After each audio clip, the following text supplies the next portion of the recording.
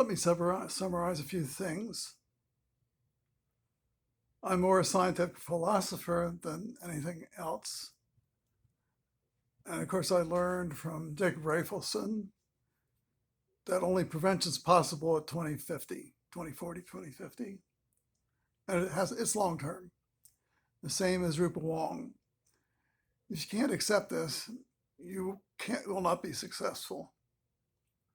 Success, again, always passing the 2040 line. And it's all up to you. If you want an optometrist involved, forget it. They're in their business to make money. They're not business for your lifetime visual welfare. The only person who's interested in that is Rupa Wong. And she starts prevention with her kids before, well, they still have 2020. And this is long term. If you can't think long term, you're not going to be successful. It's that simple. So, scientific philosopher. I argue something called first principles, meaning strip away the problem to basic. The eye at birth, no bias from optometry, no misconceptions from optometry. You just measure the eye as a refractive state and you change accommodation by a certain amount and see if the eye changes accordingly. If it doesn't, it's not a control system, something else, but I won't argue about it. So if you're a scientific philosopher, then here are the papers you should read or the videos. One is called First Principles, and that one. And the other one is by Musk. Both are very good. If you can't strip a problem down to its essence, then you can't argue. People set preconditions on an argument are not philosophers.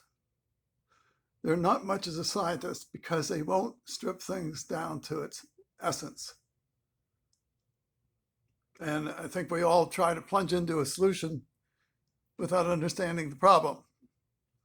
Or in other words, if you don't understand the problem, you'll never be part of the solution.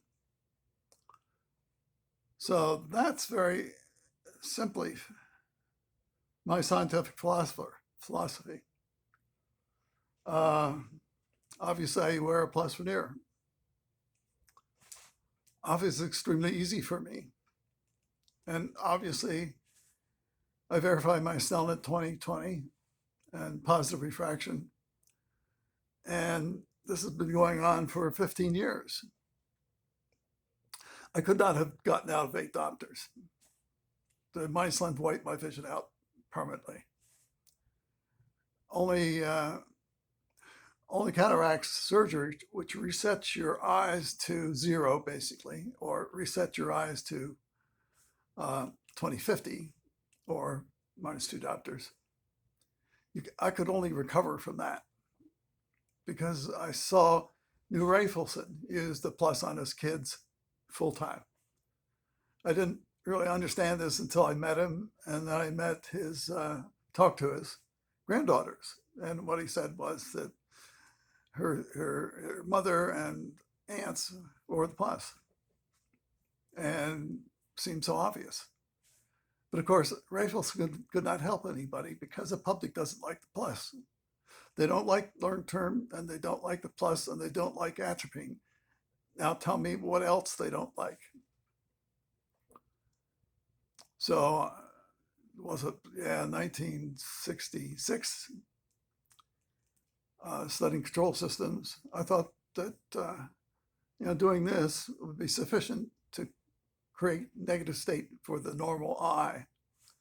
So those are my words, and all eyes at birth. I don't argue medicine, it's a waste of time. They don't care, and they can't do anything, and they don't want to do anything.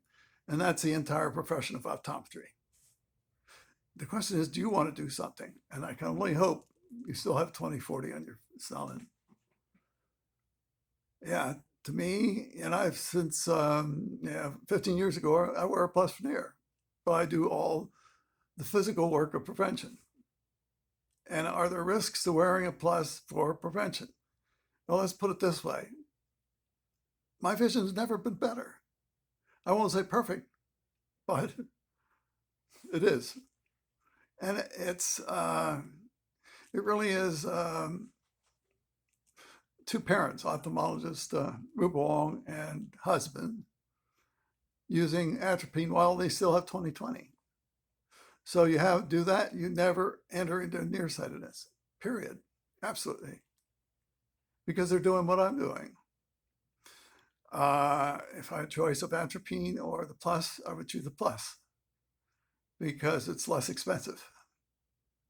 And because I know what I'm doing, but my limit is around 2040 or 2050, and using my own test lenses. Because if I don't measure myself, the whole thing's a waste. There's no sense in doing anything if you don't measure yourself. Both eyes are eyes in nature. If you let them alone, don't put lenses on them, will stay within about a half to 3/4 diopter of each other, which means you use the same strength plus lens before you start wearing any prescription.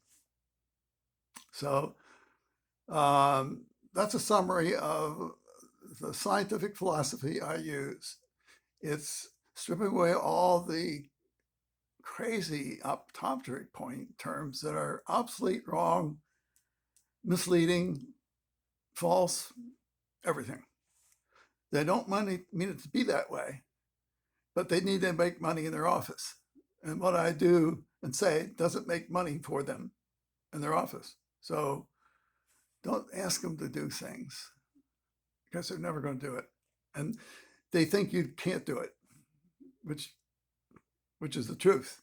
You can't do it. So let me do that as a summary. And the philosophy is Karl Popper and some other theorist people. Thomas Kuhn was what really got me started on this. Wrecking all the false ideas in science, talking about Copernicus and Kepler and Galileo, a type of it's called a paradigm, a new way of thinking. New way of thinking is dynamic eye, not box camera. So if you can manage that, then you'll at least understand the arguments for prevention while you still have 20/40 or 20/50. Is it medical? That's why I use these dial visions.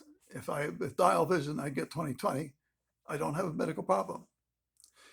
If I can't get 20/20 from dial vision, then I have a medical problem. That's when I go to an ophthalmologist.